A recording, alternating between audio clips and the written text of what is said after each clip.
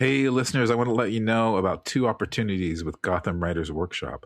Gotham Writers Workshop has been super supportive to Memoir Nation, and I'm very happy to say that I've actually taken Gotham workshops, and I had a wonderful experience.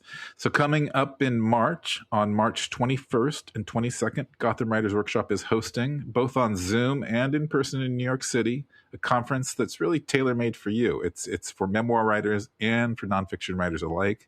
And the weekend will consist of panels on publishing, Q&A sessions, and agent pitching roundtables in which you'll be able to present your writing directly to literary agents. So to learn more about the Gotham Writers Nonfiction Conference, visit gothamwriters.com/conference. One more time, because it's hard to listen. So listen, I'll go slowly. That's gothamwriters.com/conference. And to sweeten the deal, Gotham is offering you an affiliate code for a discount on their classes. So use code Memoir Nation, all one word, Memoir Nation, at checkout for $40 off your first 6 or 10-week class. Some restrictions apply. And tell them Brooke and Grant sent you. Hello, husbands and wives, partners and significant others, housemates and roommates. I'm Grant Faulkner. I'm here with my co-host, Brooke Warner, and we are here today to talk about a very funny but very helpful marital memoir, Choreplay, by the comedian Jordan Carlos. And let me tell you, it's just so super funny and super insightful and super helpful, as Jordan himself is. And it's especially geared for husbands who might make questionable contributions in some areas of the household, which, let's face it, are many husbands, if not all husbands, maybe.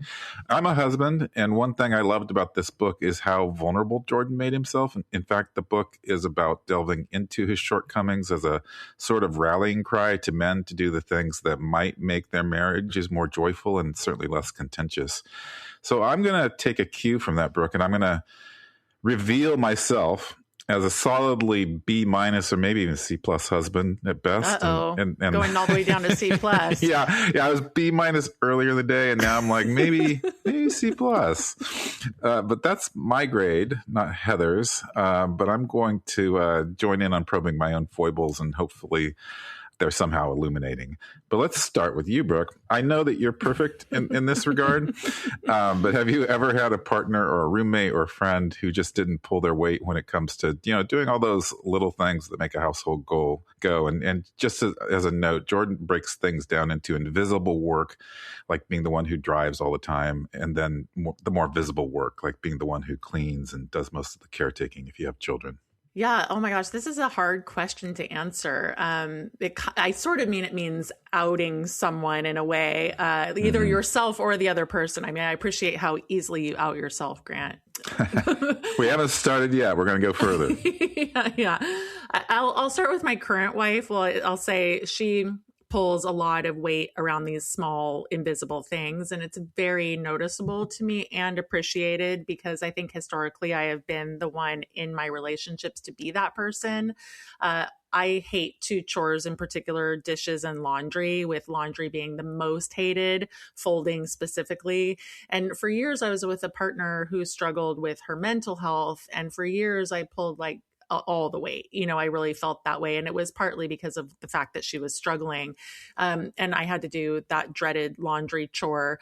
So I do know the weight of carrying it well. And I guess I will say, from the perspective of being a woman who's been in partnership with men first and later with women, it's interesting. I don't know that wives are so quick to grade ourselves. I'm kind of curious about that. It does feel a little unfair to both men and women, actually, because, the baseline for women is that we're supposed to take care of everything. But if you're a husband who's helping even a little bit, you get like an A or a B.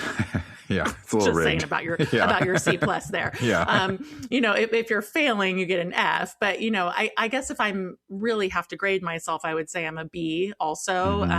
Not because of what I carry or don't carry, but just because I think I am selfish in certain ways around my time.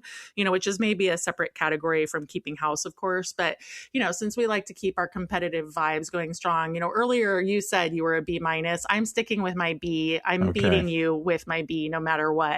Well, but I'm going to ask Heather if she agrees. Yeah, well, good. She might lower the grade actually, so I'm a little worried. No, I think she's going to give you a solid B plus. But I have to say I grade myself somewhat farcically, but there's also some truth in it because I know I could do better. And then so much of this does have extenuating circumstances of life circumstances. And as you mentioned, time is a big one. And that has been an overwhelming factor in our relationship. Sometimes it's not the tasks, but the time to do them. And still, I also know that, gender norms play a big role. And it's one that's sometimes hard to understand. So here's a short story about my own reckoning with this gender pattern. When I was 40 or so, I toyed with the idea of going back to school and becoming a therapist.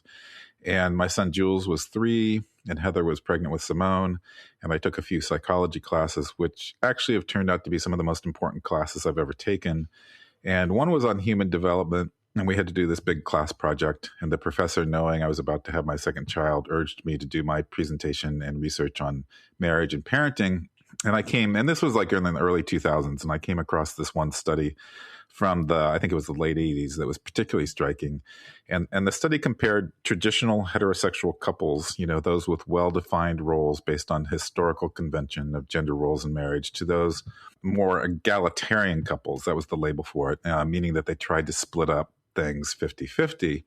And the irony was that the traditional couples who formed their relationship around men's work and women's work were happier than the egalitarian couples. And it was such a surprising irony because men in these more equal relationships often felt that they were being progressive because they were doing more than previous generations of men. And I totally know that feeling. And so they'd think, I change diapers and do dishes, and my dad never did that. And then they'd feel very proud of their contribution. But their wives were comparing the division of labor to an equal 50-50 split and finding themselves still doing, the vast majority of housework and childcare, sometimes, 70 or 80% of it. Right. I mean, I would say that stat is probably more like 90%. And the study, the caveat of when it took place is interesting. But yes, do keep going. Yeah, I think I just dropped to a C- there. So the traditional... We're pulling out the old studies. Yeah, that's good. Let's keep going. The great inflation's going away here.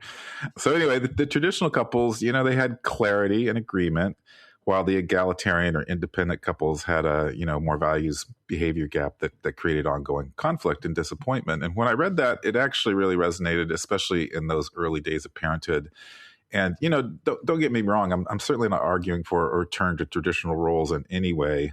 And I know that's a current movement in this country that's unfortunate and troubling in my mind. And this was a study done in the late 80s. So I hope egalitarian couples have actually progressed more. But I also wonder how much they've progressed. And of course, the study didn't include lesbian couples, Brooke, so I'm curious how this lands with you.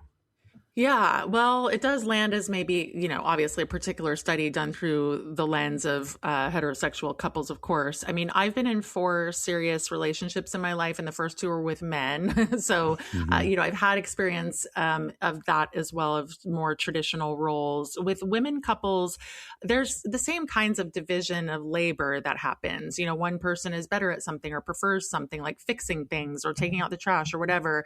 And the study you mentioned makes me think of the concept second shift, which many people, of course, are familiar with. It's a term popularized by sociologist Arlie Hochschild, who wrote a book called The Second Shift. I've read it. It resonates. The concept here, of course, is that both partners work, but one, obviously usually the woman, comes home and has a second shift of taking care of the house or the kids or whatever.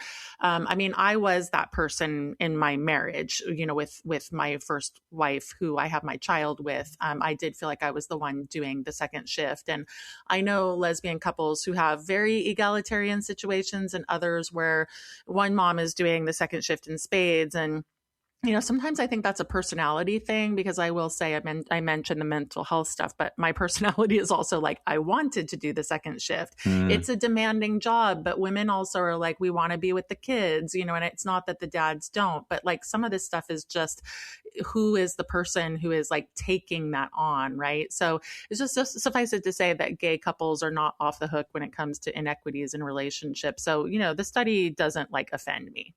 Those are good points, Brooke. And I hope someone's doing a more inclusive study these days, because that would make, all of this much more interesting, because it is a very complex thing that transcends gender roles, I think. So I believe even the second shift term might have come out of the study I mentioned. They were around the same time. But I heard the comedian Mike Birbiglia, who is a millennial, I think, or a young Gen X, and he made a joke on his podcast about essentially men wanting gold stars when they do pull their weight. And his joke is much better than my explanation of it is going to be. But he noted that when he does something around the house, he'll like yell out to his wife, "Honey, I just washed the dishes and I also put in a load of laundry." And he'll just want this like a lot of approbation or even applause for doing anything around the house. And she'll answer with, the 7 things she's done and mention that she actually doesn't tell him about any of it. She just does them and doesn't expect any, accolades. And at the risk of outing myself, that same pattern exists in my house a bit. I think that is the definition of the term choreplay that Jordan titles his book with. And as you said, we each have our own proclivities and chores we like. And fortunately, Heather, my wife Heather, and I we like to joke about what we do and don't do, but the topic of chores in the household is always a present one at the same time. And the thing is, and this is one of those things I can't entirely figure out, I'm very egalitarian in principle, and I try to be in practice. But I know I've, obviously been lacking at times. And the only thing I can think of is that I absorbed this from my parents growing up. Or maybe men are just genetically lacking in this area, or both. I mean, I certainly don't want to be too hard on men, but I actually do think they're genetically lacking in this area. I think it takes a truly concerted effort for men to step up and carry the equal load. I mean, I have a brother, I had a dad, I have a lot of male friends, and I don't know a single husband of one of my women friends who does even half as much around the house as the women that they're married to. Now, mind you, I know a lot of men who maybe make up for it in other ways, like fixing the car and doing yard work. I mean, these are stereotypical things, I realize. But, I also think increasingly men are doing a lot more with the kids, which is great. Mm-hmm. And I am also not friends with anyone who's been a stay-at-home dad. But I do know that they're out there. And I think it's increasingly true among people who are a bit younger than us. Like millennials probably paved the way because you had all these women who were the breadwinners, and then the family was facing the same situation as any family would, where they're like, am I really going to spend all of the money I make on childcare when I could just be home with my own kids? So there certainly is an increase in those dads. But I don't know, Grant, these gendered things are complex because there's been a lot made of the backlash that you mentioned earlier, to more egalitarian relationships. And, there's speculation and studies that this man crisis that we're in does have to do with women outpacing men. And then you have this gross rise of traditional wives, trad wives on the internet, and younger women saying that they really want to be in relationships where they turn over all the power to the man and stay home and raise the kids, which I find troubling as a feminist. I mean, you can find all types out there, of course, but biology and genetics are no small thing to overcome. And I guess I can say the best we can hope for is awareness, efforting at self-betterment, whatever that looks like to you. But before we move on to hear from Jordan, were your parents particularly traditional in terms of their own gender roles? I'm sort of imagining they must have been. Definitely, just because of when I grew up, really. And I definitely grew up in a decidedly traditional household where my mom was a stay-at-home mother and my father was the earner. And when he came home from work, he had a glass of wine, did his crossword puzzle, watched the news while my mom made dinner and even got him snacks. And so, he did things around the house, but mainly things like you said, like mow the yard and take care of the car. And he definitely did not cook dinner or shop for groceries or clean the bathroom, any things like that. But that said, I never heard them argue about the division of labor because I think they knew their roles and were comfortable in them. So, I think sometimes just clarity, can help, especially for the egalitarian couples maybe. But I'm very sensitive to the trends you mentioned and the complexities behind all this. It's definitely a tangle. And like you say, the best we can hope for is more awareness and more efforting, which is why Choreplay is an important book. I actually decided to invite Jordan on our show when Heather picked up the book and said it was really good. So even though it's meant to be a book for men, I think maybe it should be a book for couples, especially with his humor. Because living together, working, raising kids, it's all tough. And, we were at a wedding 10 years or so ago, and one part of the vows were that each person said they would never keep a scorecard of what the others did or didn't do. And Heather and I actually both laughed about that later. And I'm not sure if you can, because I'm not sure if you can escape the scorecard, or we certainly couldn't for many years. And most couples I know somehow have a scorecard. And to make the scorecard more challenging, we're both writers and we both always want more writing time. So when the kids were young, we literally just handed the parenting baton back and forth so that each of us could write. But we also got into arguments. And the thing about keeping a scorecard is that its very existence is likely to cause tension. And I'm not proud of keeping a scorecard, and I try not to keep one now. So, Brooke, I'm going to eavesdrop on you tonight when you ask Heather for her grade for me. And I try to get extra credit for intangibles, for things like, being funny, I hope. Although Heather sometimes doesn't think I'm so funny, or being a good conversationalist. Plus, I like to shop at farmers markets. So I bring healthy food in the house, in addition to wine and potato chips and chocolate, all of which I find really crucial for marital happiness. In fact, the more wine, the better. 100%. Yeah, scorecards backfire. I'm sure I know that as well. I think a lot of people keep silent scorecards like you're talking about. I've also gotten into fights with ex-partners based on scorecards. I did this, I did this, Mm-hmm. And then but it always backfires, because the other person is keeping track of what they're doing. And I think I am guilty of feeling like I'm the person who carries the heavier load. And, I do think that's just the result of, having always done that when James was little in the positions that I was in, with my ex. And the reality is that scorecards are petty, but they're also impossible, like you said, not to keep in some form, because, we do like to tally up what we do. And then that does bring on resentment. And, the thing about the house that you grow up in is an interesting point. I was raised by a single mom. Of course, I saw my dad regularly, but I didn't have exposure to a traditional household. Other than at my friends' houses,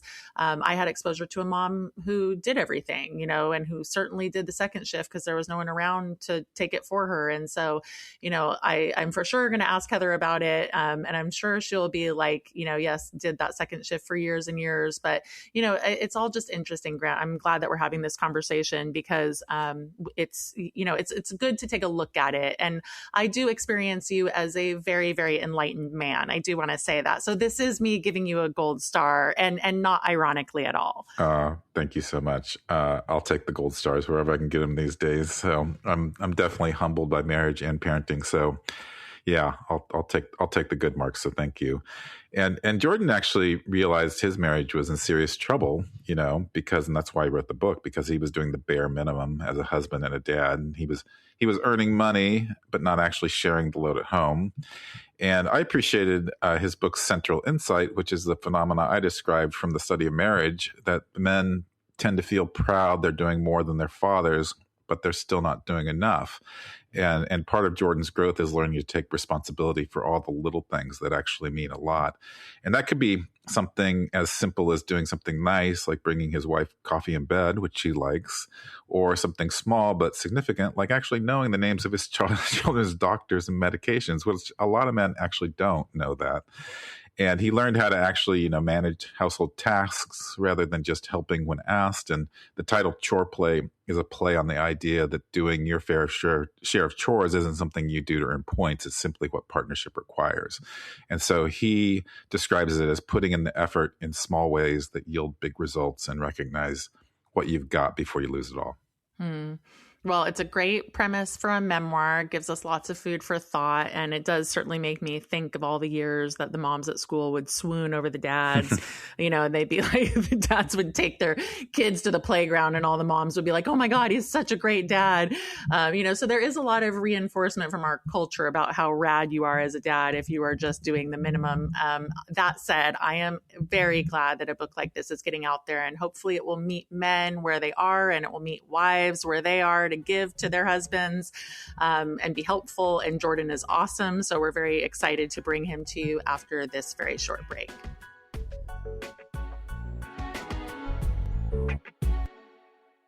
Hey, everybody. Some of you know that we have been growing our Memoir Nation community over the course of the past year, and that we hosted a writing challenge in January called Jan Your Story. And and that was in January, one more time, where over 1,500 writers wrote as many days as they could in January, some of them every day, and some of them more than 500 words, much more. And now that we're in February, we've been casting our view out over the horizon of 2026, and we have some new offerings we want to share with you.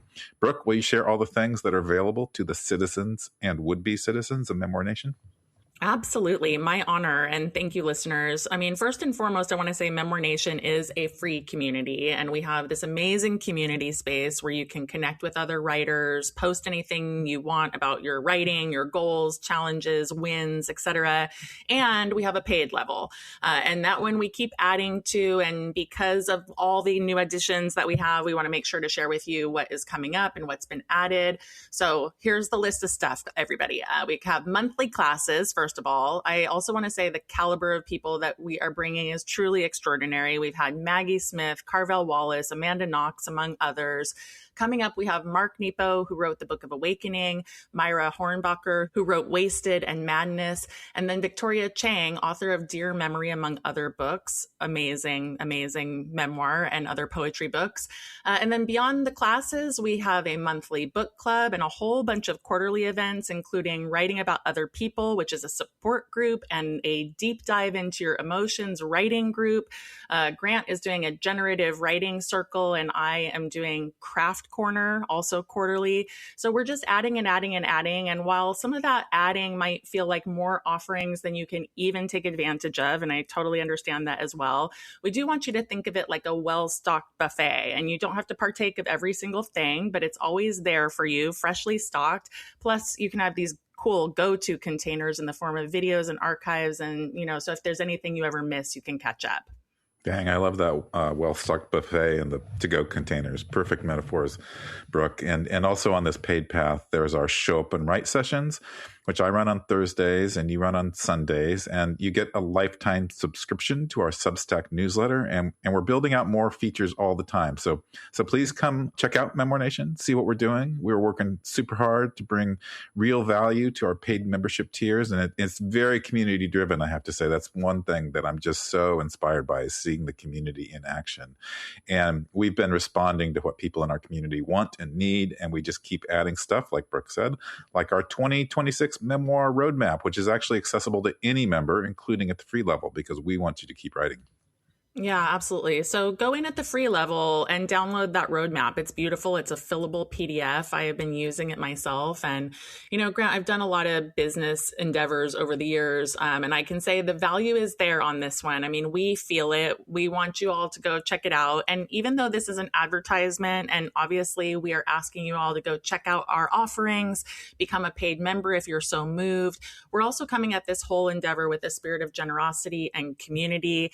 And the very most important thing is that we have this space for all of you to connect, to celebrate, to teach you how to be better memoirists, and to help you find like-minded people. So please come check out all of it at memoirnation.com. Welcome back, everybody. I am super thrilled to welcome Jordan Carlos on today. Jordan is a stand-up comedian and actor based in New York. He recently wrote for and starred in the first season of Phoebe Robinson's Everything's Trash. And he stars in the forthcoming animated series Motel Translyvania, coming to Netflix in fall 2025. And he's perhaps best known for his work as a writer and on-air contributor for The Nightly Show with Larry Wilmore. And he's written for Divorce and the White House Correspondents Dinner in 2016, as well as not the White House Correspondents Dinner with Samantha Bee in 2017. And he's also appeared on Black Mirror, Nora From Queens, Party Down, Broad City, and the Colbert Report, among others. And Jordan lives in Brooklyn with his wife and children, and Choreplay is his very first book. Welcome, Jordan. Thank you, Grant. That was so good. You did really great with that intro. Everything's going well so far.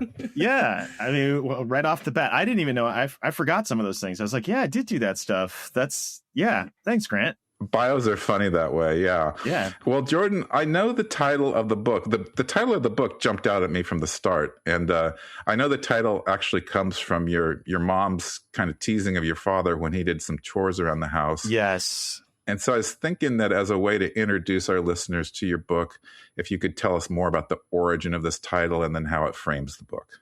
Sure. Okay. So my dad would do like performative tasks around the house and like would want to get caught doing the dishes or want to get caught loading the laundry or like want to get caught like Ben Franklin says, like get caught working hard. So that's what that was his MO. And my mom would be like, that ain't nothing but chore play. Like she'd see right through it. But I mean, it worked. But she'd see right through it. And I always thought that was just really a cute handle that my mom created, like a little portmanteau. So I was like, I was like, I'm gonna steal that for this book title. Thanks, Mom. You always steal from the best. You gotta steal from the best artists. So I feel like you don't have to be as performative as my father was. Like, look at these muffins I just made. Oh, what a great guy. Look, loaded the dishes without being asked. Love. I think you could only be less performative than my dad, but yeah, I just I thought I'd write a book because there was no other book. I couldn't find one that was like aimed or geared at men directly. That's just about like maybe like vibe or changing your overall attitude, not like some kind of crazy sea change when it comes to gender division of labor within a relationship. I didn't see it on the shelf, so I was like, let me do this. That's so cool, Jordan. And I have to say that you just described me while describing your dad. My wife is constantly critiquing me for that exact behavior. So it's part of my B- grade. I think that you're being called out a little bit, Grant. Exactly. So, Jordan, this is your first book and you do open yourself up, and sometimes in less than flattering moments. And so you just said, why you wrote the book in some ways, like you didn't see something out there, which is always a great reason to do so. But was there a moment in your marriage that felt like an inciting incident for this or a catalyst moment? Like what made you think I'm going to write this book, for your own reasons? I think it was just probably like a handful of different events coming together. One of the bigger ones was COVID, right? So like I was always just like super busy with my career and doing a million things. And I feel like COVID happened, everything shut down. And like the saying goes, when the tide goes out, you see the rocks, and I think that I was kind of using my work and my busyness as some kind of absolution, as like a pass from doing just tasks around the home. I was too busy, just like too busy. Like, I'm sorry, like I'm needed on set. Like I can't do this for you right now. So that was it. And I felt like I was giving, but my wife has a career too. So like she has a career and she also maintains a home as well. So like I wasn't doing that double duty. I thought that double duty would like crush me and my narrow shoulders, and turns out it did not.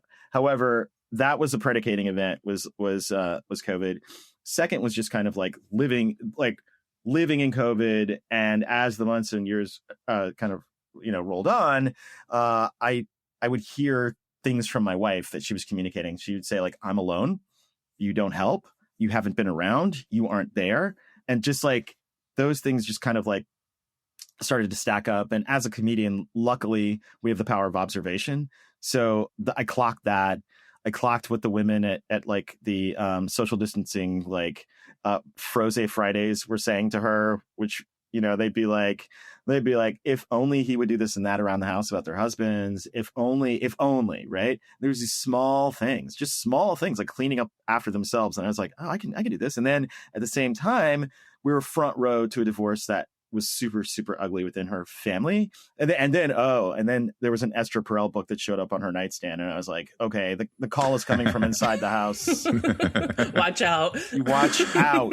To any men listening, if anything by Esther Perel, Perel is on the nightstand and the what is it? The spine of the book is facing you, bruh. Like classic. If she's leaving these around, if she's leaving like what's her name, oh my god, just let SOS, right? She might not always say things, but there will be signs. You need to pick up on those signs. So that was it for me. I'm going to pause and go check the nightstand next to my bed here, just to double check. I kind of get a little paranoid here. If Bell Hooks is on the nightstand, you are fully cooked. You are fully cooked, bro. Charlemagne the God wrote the introduction of this book, and he calls it a marriage manual disguised as a comedy special, a Trojan Swiffer, and we're already getting a taste of that. And the book is part memoir, part advice, and a lot of comedy. And I'm just curious how you balance those three modes, and if any one of them was easier or harder than the others. And that's not in part because as I mentioned, Brooke and I were talking about our own histories of division of labor in our relationships. And sure, while doing that, I kind of became worried that listeners were going to, kind of just think I was a slovenly, horrible husband and human being, which is really only partly true. Well, listen, you got to remember, Grant, that nobody's keeping score. It's like what you want to do. Don't worry about your listeners out there. They know you're a good guy. That's why they tune in, So just remember that. Yeah, remember that. To answer your question, I'd say the hardest part as a comedian was being serious. It's like that was the toughest part. I was always like zinging and slanging these bits out here, and then my editor would be like, "Can you just calm down for a second? Not every sentence has to be a setup to a punchline. It doesn't have to be like bazinga, whoa, like every chapter. Like, take it easy." So that was the hardest part, was just like drilling down and kind of finding root causes, or being a little open, a little vulnerable about how I'm just not a paragon of virtue. So I think that was the toughest. Just kind of exposing all the stupid habits that I've had in the past, and my just kind of like the trials and obstacles and ordeals that are involved in making even small changes, So I don't like being serious, guys. Well, it's also speaking just how hard it is to be vulnerable. That's part of it too, right? Like you're saying the seriousness, and then like you really are writing this book. I love that Grant said that his wife read it first and then was like, I love this book, because I think that's right. Like women are going to give it to their husbands as well. But it is a book for men, I think. And I really like this part where you talk about like putting in the small efforts that yield big results, little things, bringing her coffee in bed, knowing your kids' doctors' names, which are kind of basic things. But Grant and I were, kind of banting this about earlier, which is, do you think that men need a book to learn this? Do you hope that you'll reach them to change behavior? Is that part of the motivation? I think it can't hurt. A book, a book is just like somebody already did the heavy lifting for you. This isn't like a really tough book to read. And I put like in like little video game references and stuff like that in there to hold people's attention.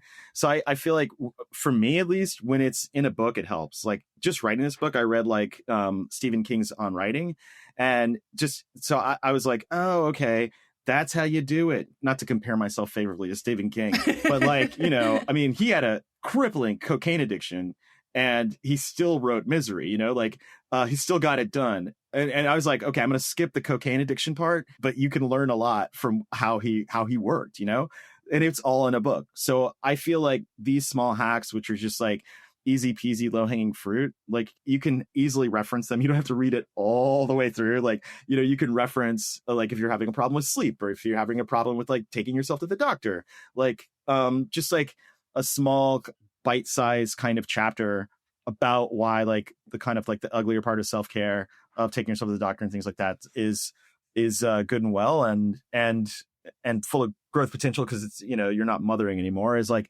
I'd rather have that I find it in a fun book like that, Well, before we get to your question, Grant, can I just point out the irony of little video game references to keep people's attention? Yeah, definitely. I was picking up on that myself. Like, this is our new era. Yeah. Hats off to my editor for that. She's amazing. So she's like, she's like a Gen Z like kid, and she's like, you gotta pull these guys around by the nose, and I'm like, okay, yeah, whatever you say. Yeah, absolutely.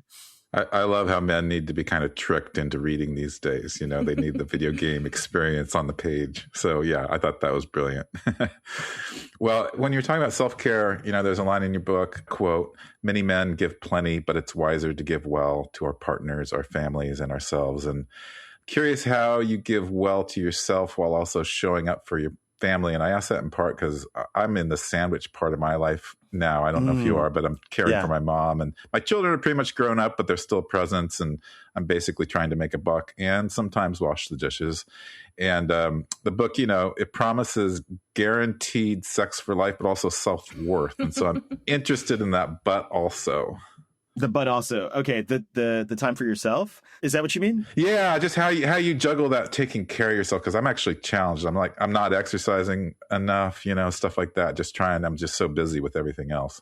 I totally understand that. I mean, for me, like I don't like morning people. I think there's a conspiracy of morning people. I think their smugness turns me off when they say like good morning to each other on the street. I want to like up, if there's a table, I just want to upend it and just like cause chaos in their presence.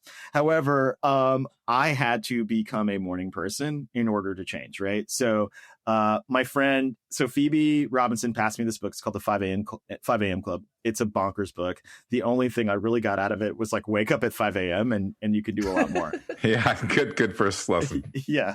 So I was like, I've been doing that. So I wake up at 5 and I stake out an hour that nobody wants, but is completely respectable. Staying up late as a comedian comes natural to me, but I was like, okay, let me see if I can put this on a diet. Wake up at 5, which is what I do. Wake up at 5, at the gym at 6. And then when I come back, like I'm ready to do what I got to do. Make the kids lunches, make their breakfast, and get them out the door. Right. So what it is like, even that 5 a.m. doesn't mean that you have to go to the gym, but that's my hour of power. I can do what I want for myself. Even if it's just like waking up and like, oh, I missed an episode of, I've been watching The Offer, right? So it's like, I want to see that series. So whatever it is, I can watch that. If I haven't caught up with like Slow Horses, I can watch that. And I'm not getting in the way of like my family, right? So, and I'm not resenting them for taking up my time. So carving up that hour for myself, I think is like super important, especially if you're in the sandwich phase, where it's like you feel like an emotional air traffic controller. You're just like, trying, this plane's taking off, this one's been circling and running out of fuel. And I get that. My parents, however, are like sound as a pound and always running because they know that me and my siblings are just not coming to take care of them. So they're like, we're just like, they're like, look at these failures. We have to take care of ourselves. So that I think that's why they're at the gym all the time. Without that, they never say it, but they're like, we can't trust these goofballs. So we got to do it ourselves. But I mean, I offer that up to you. I totally get that. But the earlier you're up, I've noticed I have a step ahead in the day, and like I can, and I'm not like, as people are coming online, I'm already up. And I even hate myself saying that stuff, but. Have you become smug now? No, I'm still like, I'm a reluctant morning person. And like, you go to these classes, or you go to the gym class, and people are just like, hey, good morning. And they're like, whatever, they're stupid. What's that water bottle that everybody, the Stanley water bottles? You want to knock them over? Enormous. Yeah, leading with the water bottle. I was going to say, I'm glad that you're a convert, though, because Grant and I were going to feel a little bad about ourselves. We're both morning people, but we're not smug. Yeah. You seem really cool morning. I would like to have a morning with you guys. Like, those people that are like, yeah, I got all this bok choy at the farmer's market. And then I led my yoga class. And then I just worked on my cure for cancer just a little bit before you woke up. We know the type. Yes. Yeah.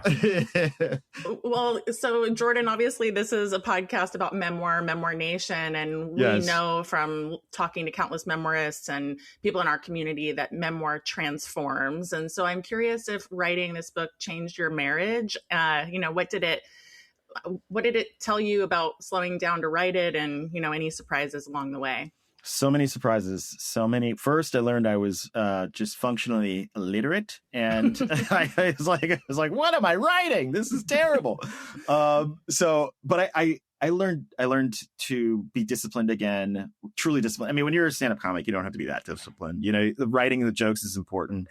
Maybe you do like an hour, 2 hours a day, but it's nothing like writing prose and assembling, a book for a greater audience. I think that I definitely had like a grow up period with this book where I just really had to knuckle down and get it done, and I feel like my wife, she was like writing her dissertation, her PhD dissertation at the same time I was writing this book. So it's like, I mean, obviously my book is more important than her dissertation.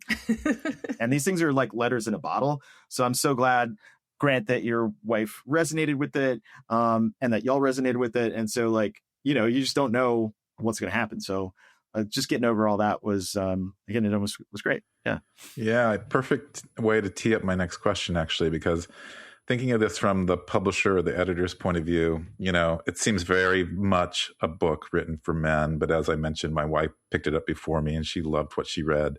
And I think men are also an interesting audience these days because men just read far less than women.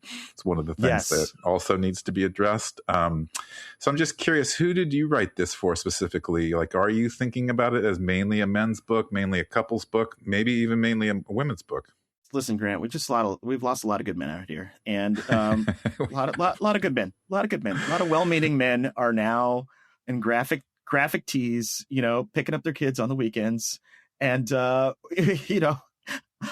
wrote it for like well-meaning guys like myself who are like, like the sweetest, nicest guys, but still fucking up, and I wrote it for people that, if they could just clear, which is what has been set up for them as a very low bar, then it could do wonders. And I feel like I also wrote it for guys that are like, okay, whatever, liberal in the streets but not in the sheets, and like when they get home, like the last thing they want to do is like straighten up or do any housework, and they live in an apartment. You know what I mean? Like people that live more and more, we live in apartments, and I feel like I can understand if guys are like, I'm just going to do the yard work, but like there's a lot of renters out here. There's a lot of renters out here leaving, so like the stuff that has to happen inside the house, I felt like,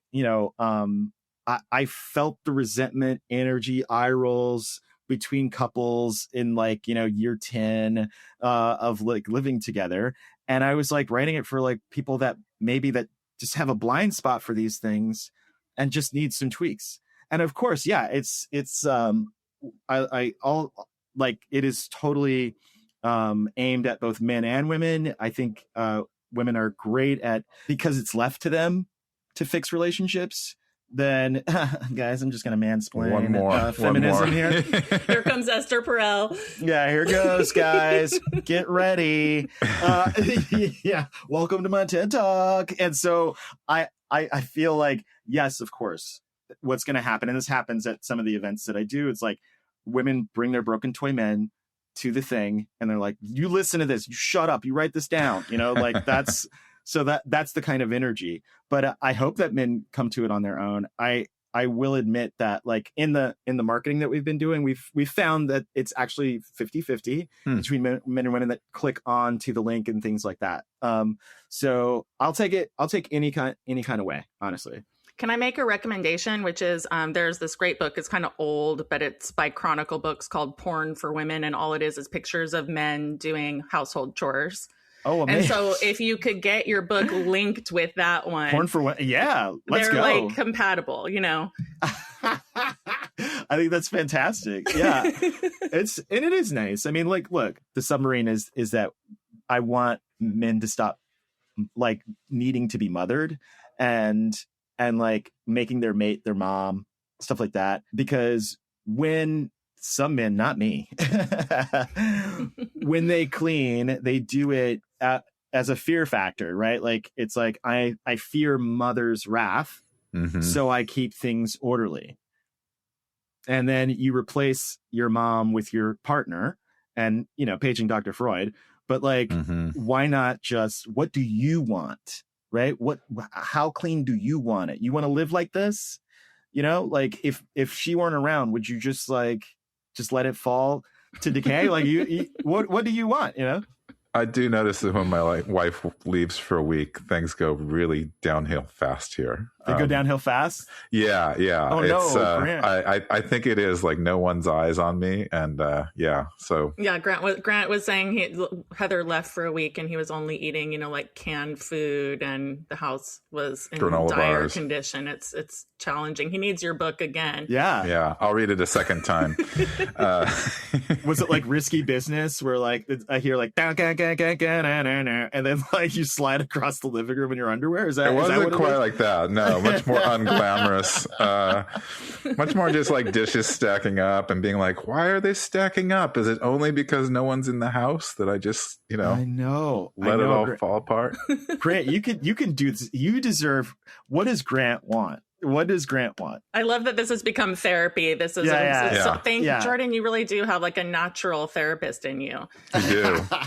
Grant, same storm. You and I are in the same storm, just a different boat, buddy. All right. Yeah. Different boats. So my wife went to Paris. So she went with her girlfriends. She went, oh my God. In the middle of the week, diabolical, right? And we have a 7th grader and a 4th grader. And I was left, and she's like, 2 fingers, peace. I was like, oh my God.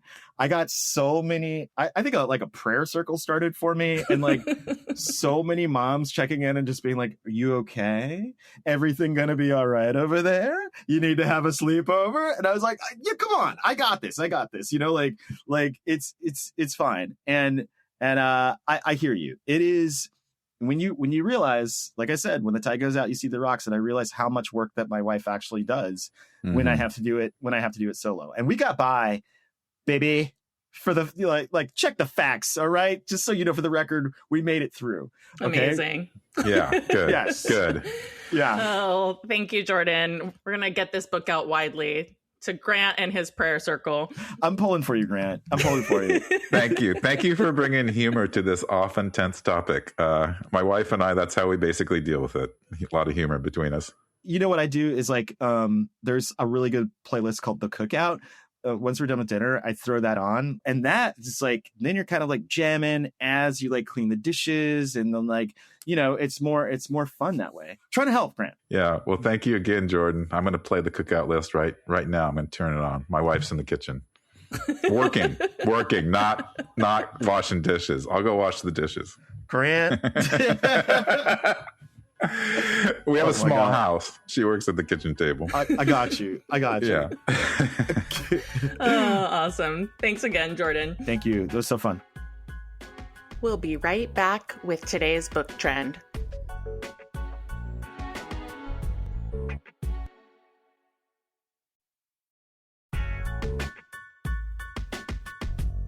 Well, Brooke, I think this week's book trend is trending in your favor, but I'm curious about your overall take on it. Bookshop.org struck a deal with Draft to Digital to sell self-published ebooks, which gives self-published authors who don't wish to give Amazon their business easy access to an alternative retailer.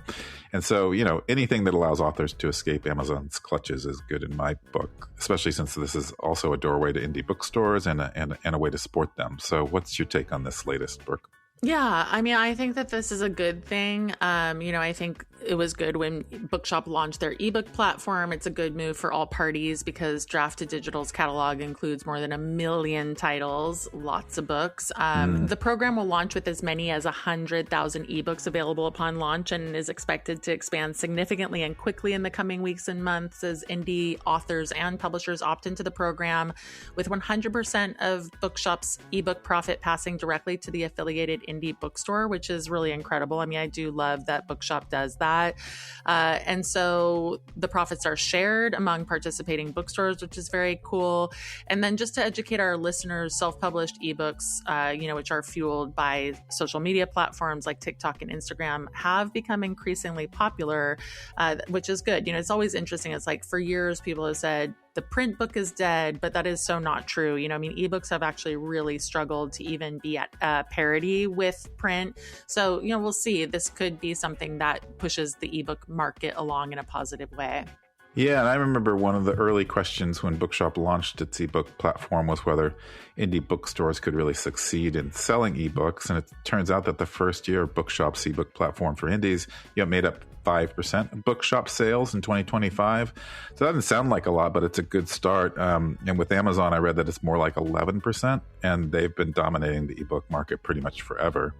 And Andy Hunter, the founder and CEO of Bookshop, said that they sent about $6 million in 2024 to local bookstores, and last year they sent $9.5 million to local bookstores, and some of that was clearly the ebook effect. And he said that the average independent bookstore's profit margin at the end of the day, for the ones that are profitable at least, is about 2% a year. So if an indie can get 5% ebook sales, that's significant. Yeah, and above all, it also allows indie bookstores to be more in the game on the ebook front, which is very, very important. You can't compete against Amazon if you don't have the product.